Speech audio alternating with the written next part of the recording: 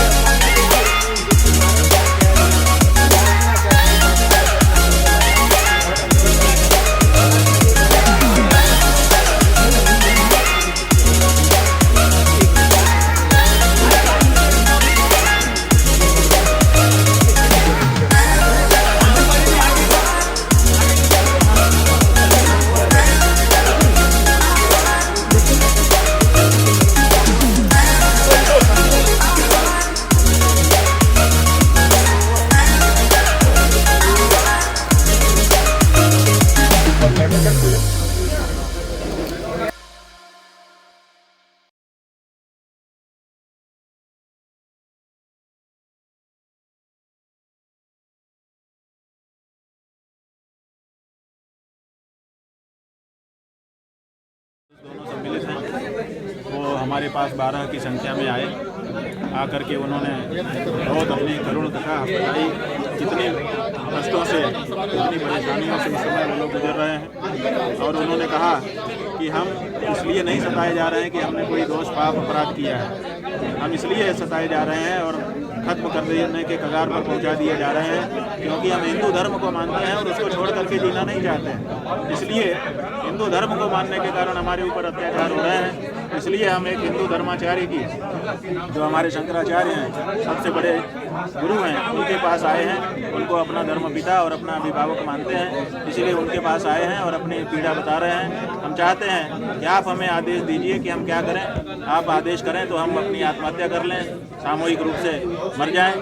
आप अगर कहें तो हम मारने के लिए भी तैयार हैं, आप कहें तो हम देश छोड़ने के लिए तैयार हैं, और आप कहें तो हम देश में रह करके अपने लिए एक सुरक्षित स्थान की मांग करने के लिए तैयार हैं। तो ये सब बातें उन्होंने हमारे सामने रखें। हमने सबसे पहले तो उनको धैर्य बंधाया कि आप लोग धीरज धारण करिए, धैर्य छोड़ना हिंदू धर्म के विरुद्ध है, धैर्यपूर्वक आपको निश्चित करना चाहिए। आपकी जो पीड़ा है उसको भारत की सरकार से भी हम अवगत कराएंगे, विश्व पटल पर भी रखने का प्रयास करेंगे। आवश्यकता होगी तो अपना प्रतिनिधिमंडल बांग्लादेश भेज करके वहाँ की सरकार से और वहाँ की हिंदू जनता से भी हम चर्चा करेंगे, और आवश्यकता पड़ी तो हम स्वयं बांग्लादेश आएंगे, चिंता मत करिए।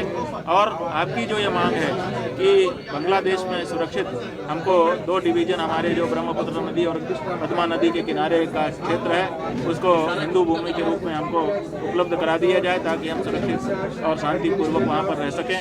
हम इसका आपकी दृष्टि से समर्थन करते हैं और आगे और अध्ययन करेंगे ताकि हमको जो उचित मार्ग लगे उस मार्ग से हम आपकी सहायता कर सकें।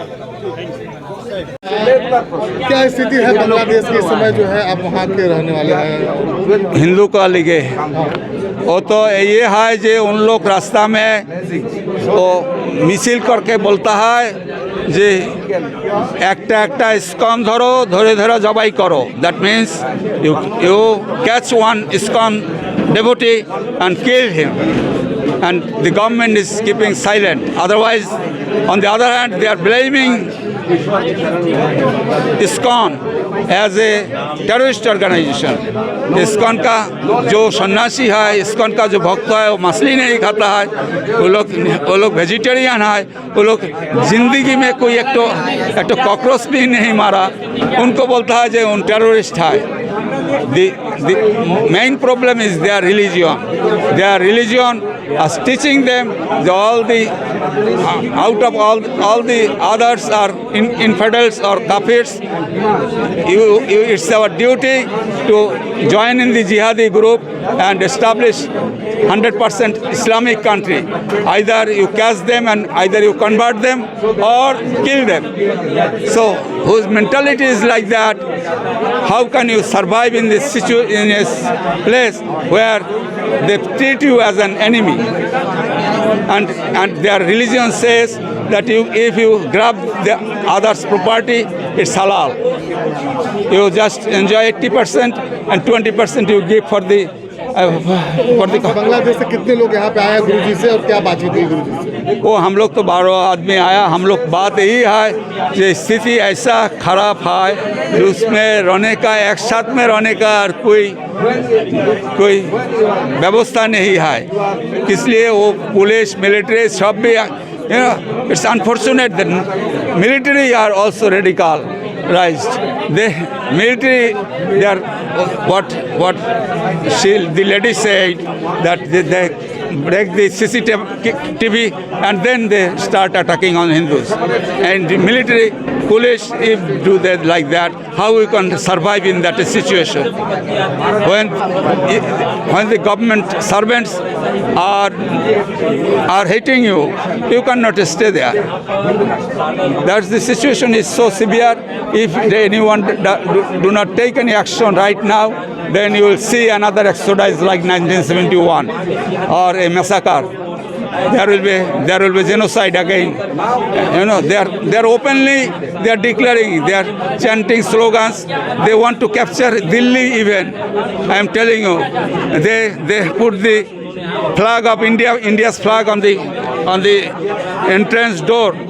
All the students have to pass through the step through the Indian flag, and they are chanting it and openly.